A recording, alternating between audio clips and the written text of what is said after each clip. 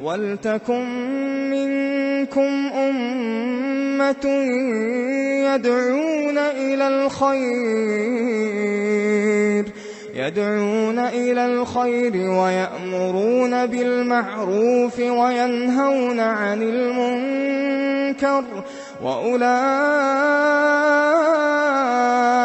هُمُ الْمُفْلِحُونَ. Is it permissible to sacrifice goat, hen, etc.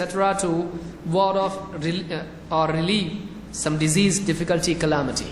یعنی کوئی پریشانی، تکلیف، تنگی وغیرہ آتی ہے تو بیماری وغیرہ آتی ہے تو اس کو دور کرنے کے لیے بکرا، بکری، مرغی وغیرہ کچھ ذبح کرنا یہ ہے کیا؟ بہت سارے لوگ کہتے ہیں جان کا صدقہ، جان کے بدلے جان، تو چاچا کے بدلے مرغی، چاچا کے بدلے میں کیا؟ بکرا. تو زندگی بھر اس کو بکرا بنایا، اب بیمار پڑا تو اس کے بدلے بکرا بھی دے رہے ہیں. تو ایسا ہے کیا؟ اسلام میں ایسا نہیں ہے.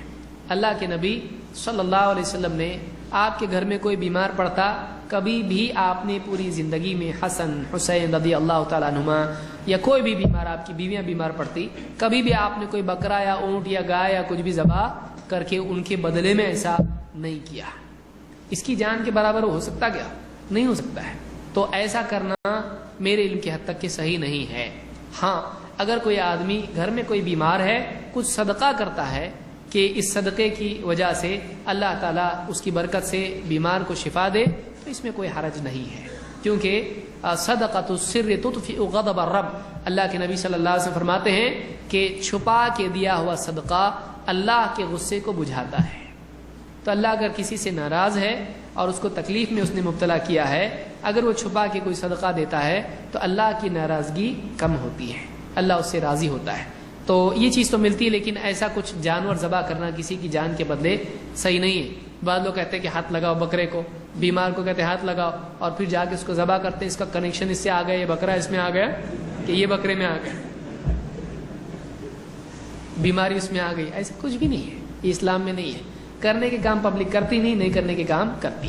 کوئی بیمار پڑے آپ اس کے پاس جائیے اور آپ اس کے یعنی سامنے دعا پڑھیے، اسأل اللہ العظیم، اسأل اللہ العظیم، اسأل اللہ العظیم رب العرش العظیم ان یشفیک، 7 بار پڑھیے آپ، اس کو اللہ تعالیٰ شفا دے گا. اس سے حدیث میں کہ اگر اس کی موت نہیں تو اللہ شفا دے گا اس کو. تو یہ چھوٹی چھوٹی دعائیں ہیں جو یاد کرنا چاہیے. تو کرنے کے کام کریں، خواہ اپنی طرف سے کچھ بھی بتنگڑ نکالے نہیں. سبحان اللہ